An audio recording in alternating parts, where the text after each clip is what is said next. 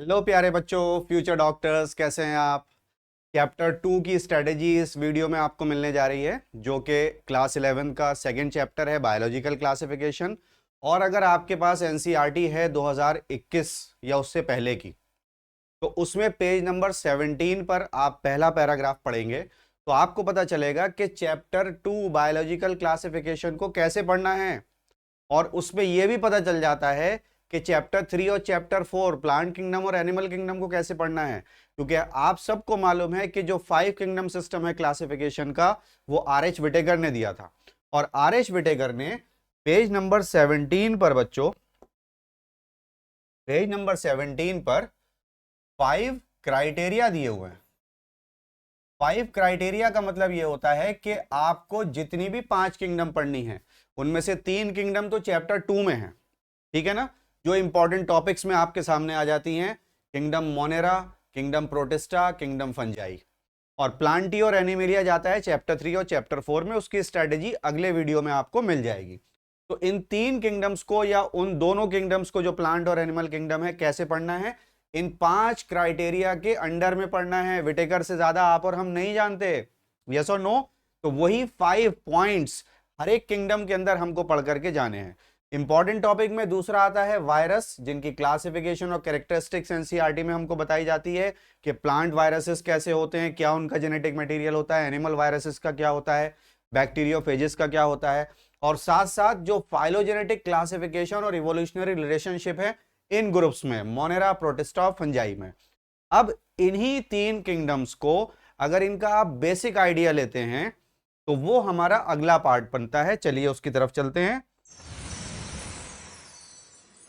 Will move on to the easy topics. देखिए easy topics क्या कहते हैं कि आपको मोनेरा, प्रोटिस्टा और फंजाई के बेसिक कैरेक्टरिस्टिक्स आने चाहिए। ये इजी टॉपिक में आता है, ठीक है। और इसके बाद जब हम नेक्स्ट पार्ट पर चलेंगे, वो आ जाता है डिफिकल्ट टॉपिक्स। डिफिकल्ट टॉपिक्स में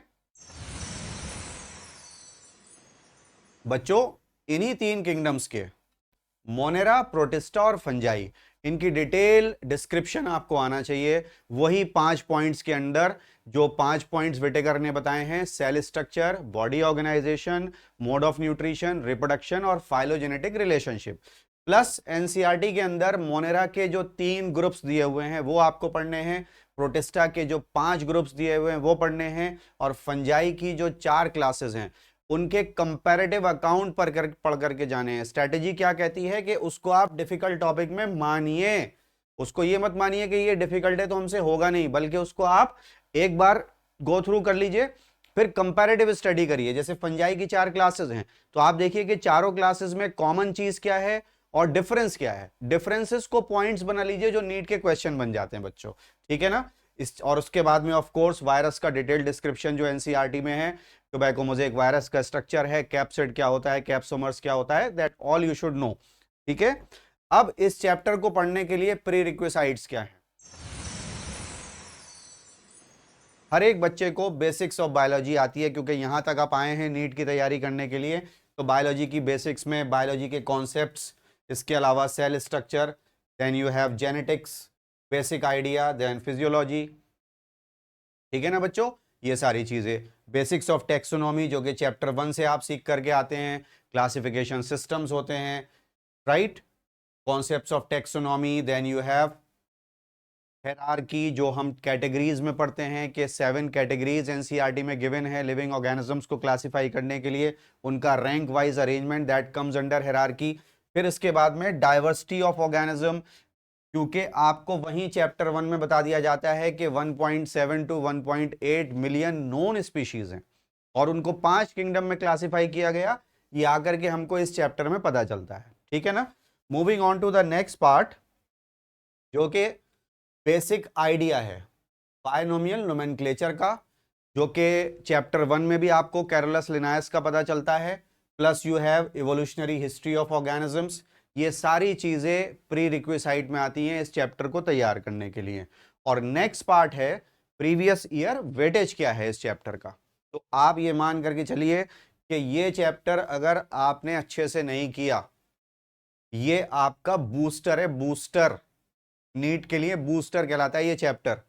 मतलब एक समय तो ऐसा आ जाता है जब बच्चों को लगता है कि यार बायोलॉजिकल क्लासिफिकेशन क्लास 11 के आगे के चैप्टर्स में, क्लास 12 के चैप्टर्स में कितना हेल्पफुल है।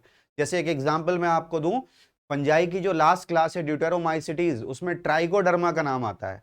तो ट्राइकोडर्मा 12th क्लास में 3 जगह लिखा हुआ है। तो इसलिए मैं बोल रहा हूं कि ये बूस्टर है आपके सिलेक्शन का, ठीक है ना। देखिए 2023 में कोई क्वेश्चन नहीं आया, लेकिन 2022 में 2 सवाल आए, 2021 में 1 सवाल आया, और 2020 में देख रहे हैं 4, 19 में 5।